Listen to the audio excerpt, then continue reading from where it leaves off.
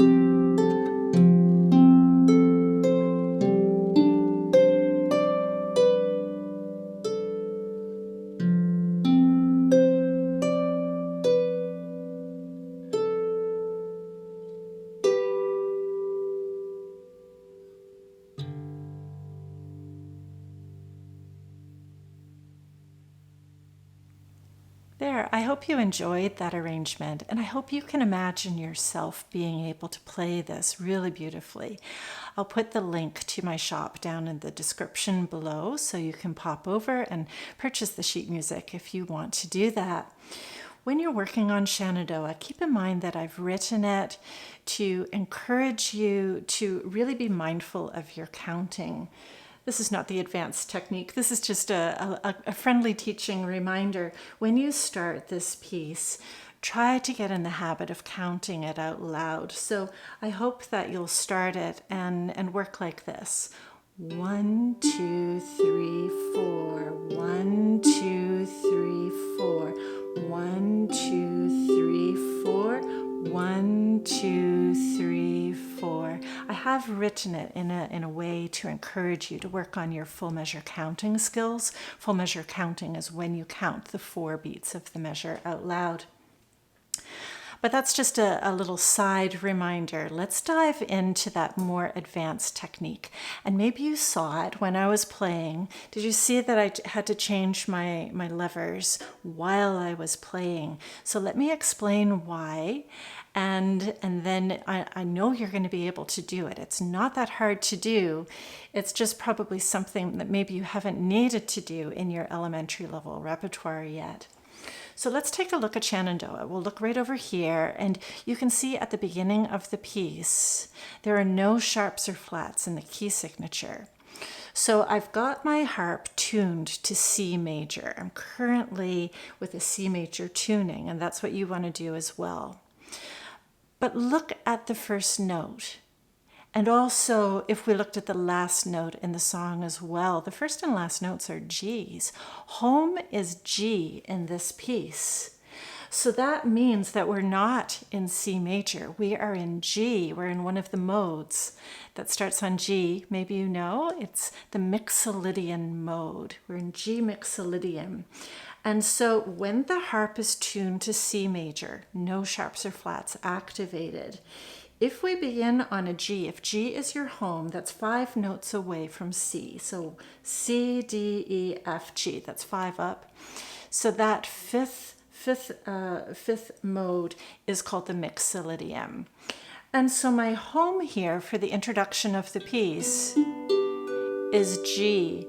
Now, as I work through the first page, I move to an F chord.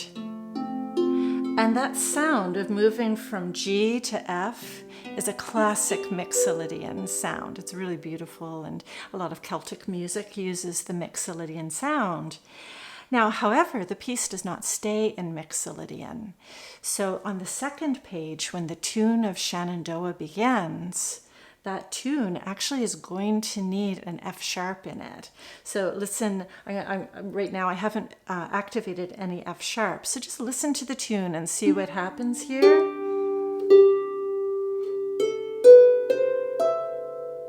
Now listen to this. That sounds weird, doesn't it? It doesn't sound right. That melody needs an F sharp. So I need to activate that lever. I need to push it up. And now that sounds so much better. Now, so look over at the music right over here, and you can see what the notation looks like when you need to change a lever. You look for that little diamond shape note with a sharp next to it.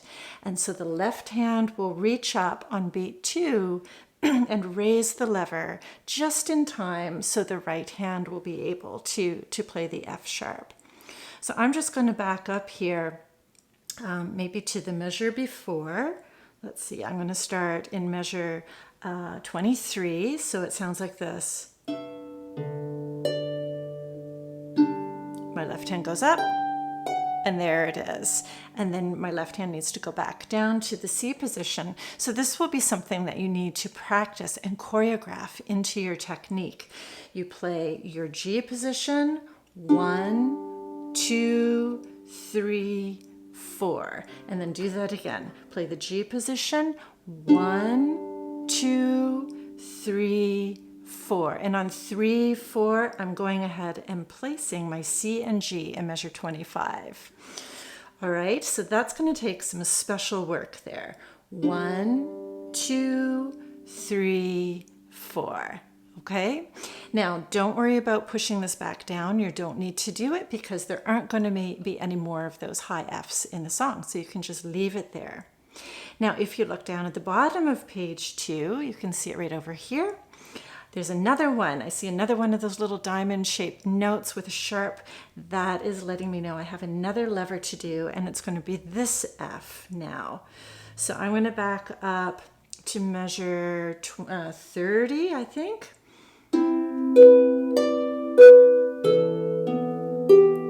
And lift. And there we are. So same thing. The left hand is going to want to practice going E, B, 3, 4, lift. And it's a great idea to try to lift right on the beat. So I try to do that rhythmically to get the best success. All right, and again, you're not going to need to use either of those Fs again on the last page, so you can just leave those F sharps up and it's not going to be a problem. When I get over to the third page, you're going to see why we had to lift this F sharp to begin with. If you look right here, this is the top of page 3, you can see that the left hand is going to need to play that F sharp, so have a listen to it.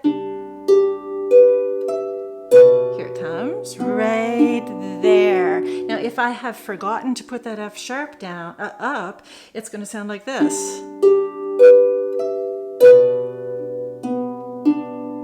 So if that happens to you, you'll know that you have forgotten your F sharp. You lift that up to get the correct sound.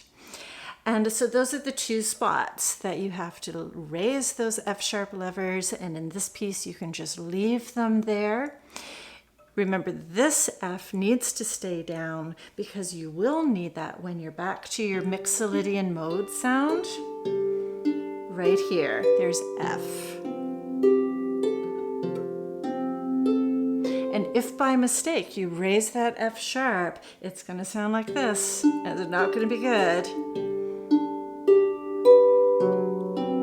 Right? So if that happens to you, you have raised the wrong F sharp lever by mistake. So I hope that was helpful, and I hope you have fun challenging yourself to play an elementary level piece, but one that requires you to change your levers while you're playing. I think that's really exciting, and when you master it, I think it's going to make you feel really smart. So remember, the key of this piece is G Mixolydian. However, the tune of Shenandoah is in G major, therefore we have to raise those F sharps in the middle of the song. So I hope this was helpful. Good luck learning this piece. And again, the link to the music is down below. And if you're interested in seeing other videos and other sheet music at an elementary level, I'll link a couple of videos right here over on the side. And please remember to subscribe and comment. I love to hear your comments and your thoughts and encouragement. And I will see you in the next video.